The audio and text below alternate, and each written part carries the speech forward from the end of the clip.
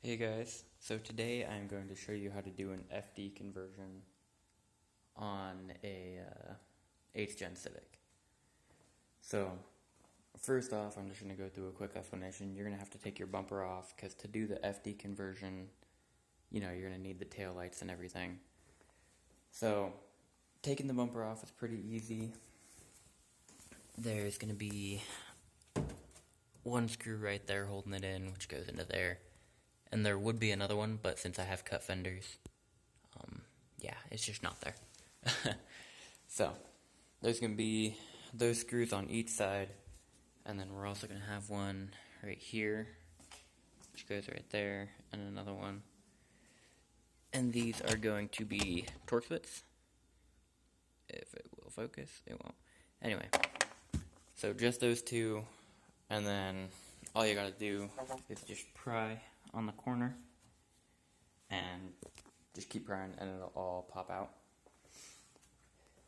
And the reason you need to get your bumper off is because these taillights, they've got, and I'll show you how to get to them, they've got some bolts on the inside, but they've also got two on the bottom that hold them in. So yeah, you need to take the bumper off to even get the taillights out. Kinda sucks. Anyway, that's what you have to do. Alright, so the first step you're going to need to do is, after you take off the bumper, is to take out your old taillight assemblies, because, again, with the new FD trunk, you're going to need the new taillights anyway.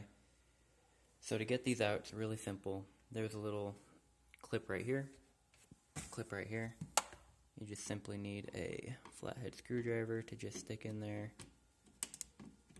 and twist it out. And once you get it most of the way out, it's just good to grab on and wiggle, and it'll come out. So, just gotta take out both these clips. Alright, so once you've gotten these clips out, it's really simple. Just kind of grab the fabric here, and without knocking my light off, just peel the fender liner back. It should stay in place, and then you have access to the bolts back here. There's 1, 2, 3, and then fourth one right here, which these you can just pull off, usually.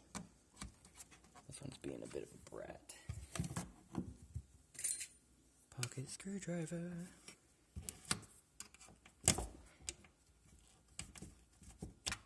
thought it was going to be pocket screwdriver to the rescue, maybe not. Aha! There we go. Anyway, pops off like that. These are all 8mm bolts on the inside. Alright, real quick, before you take out those two bolts while this is still kind of in place, you're going to want to take out all the connectors. There's going to be 4 of them. They're really easy. Where that little indent is right there, you just push that in and pull. So we're going to have 4 of them, which, just for the different lights, turn signal, backup lights, marker lights, brake lights, all that. Boom, full harness out. Now, you can get to the 2 bolts down here, 1 and 2. They are both 10mm bolts. Alright, so once you've gotten all those bolts out, this will just pretty simply wiggle out of place like that. So now we're going to put this down over here, and then get the new one.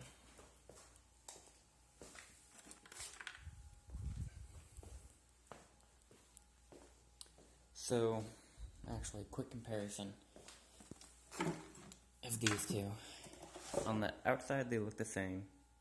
Well, this is an LED aftermarket one, but, still.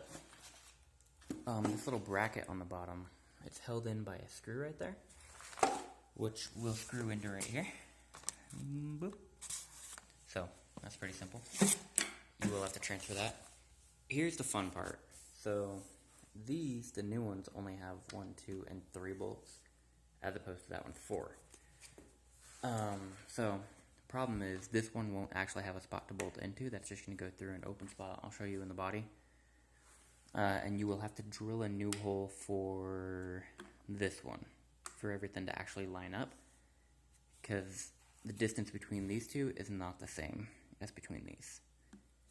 So, We'll also have to do some cutting. I'll go over that too and show in the video later on. Just kind of giving a comparison before we get this one over here. So, got that in. What we're going to have to do, and it's best to show out here, is between these two pieces, we're going to have to cut there and there to allow for, it's going to be this and the cables and all that to fit through. Also, this little dowel right here, we will have to drill or cut, however you choose, this little guy up more. It has to be, you know, half an inch up or something for that dowel to actually fit in. And then for that screw hole that I was saying that was different also, that one's going to have to be drilled about up here instead of where it is there. You're just going to go pretty much up from it. And that should help line everything up. Alright, so here's just a quick little mock-up. That one's through. This one you can see has nowhere to go. That little housing is why you have to cut out that piece. The dowel pin, which we can't see yet. And then the other screw, which you can see is right there. It doesn't line up with that hole. And so that causes this issue. Is this won't actually seat right. You're going to think that everything's all wrong. If not, there's just a lot of like cutting, drilling, and hammering that I'll be showing you that has to be done, unfortunately, to make this all work. So, again, now I just got to drill out that little piece, and then I'll show you what to do afterwards. Alright, so once you've got all that drilled, it mostly lines up, but there's going to be a gap. The problem is right there, if you can see those. They don't, I mean, they do line up with the holes, but not quite enough. And unfortunately, it seems like it is causing a problem. So, one's right there, one's right there. As you can see, again, I've drilled that hole. I've cut this out for that to fit.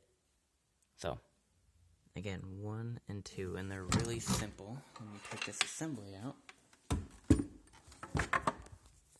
Because they're right there, so all you gotta do is grab them from behind, give them a little push, and wiggle. And they just pop right out. Like that. You can do that to both of them.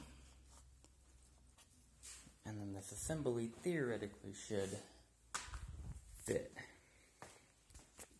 Now, I'll be honest, I was surprised with how much these don't actually line up with the car. It's really quite astonishing, so.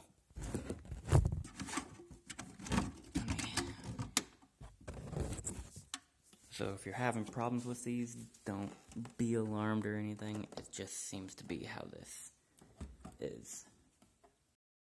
Alright, so this is the fun part. After you cut everything out, you're still going to run into fitment issues, even after pulling out those little plugs. So the best thing to do is pull the foam off the back of this assembly so you can actually see where it's hitting. Like where it's getting caught up at and everything. So I'm going to put the phone down real quick.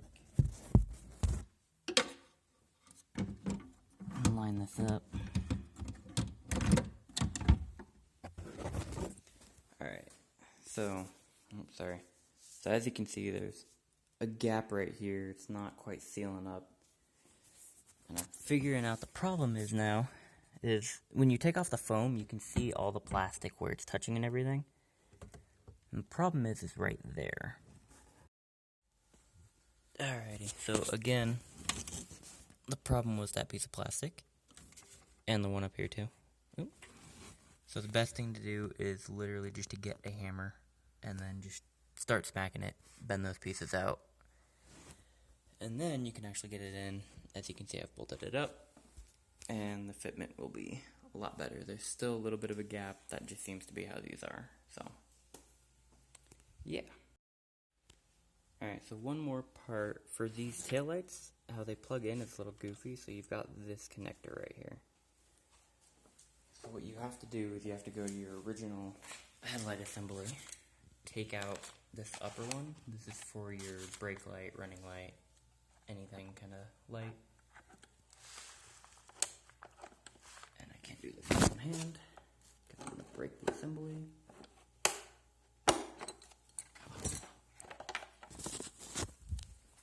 Alright, so now once you've gotten this out, you need to take out the bulb. And grab bulb. Pull. Yay! So, this little connector right here will actually go into here. As you can see, there's 1, 2, and 3, and that third one's open. That's how this lines up. So,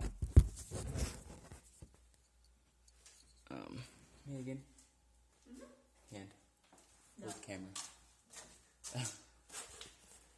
So just to show you guys real quick. 1, 2, 3. 1, 2, 3. Just a simple lineup. Push until it snaps all the way in. Then you're good. And that will hook up with this original factory connector there. So we'll connect those two. You got another connector here for your turn signal, which you just take the old bulb out of the housing, put it in here, that's fine. There's going to be two open ones, which is going to be this smaller one and this blue one. This blue one is for a park light, and this is for your reverse lights, which are not on this one. They'll actually be in the trunk with those new assemblies. So, yeah, we'll worry about this later. Anyway, this is all you have to do just for the taillights, and then tomorrow I'll be recording the trunk.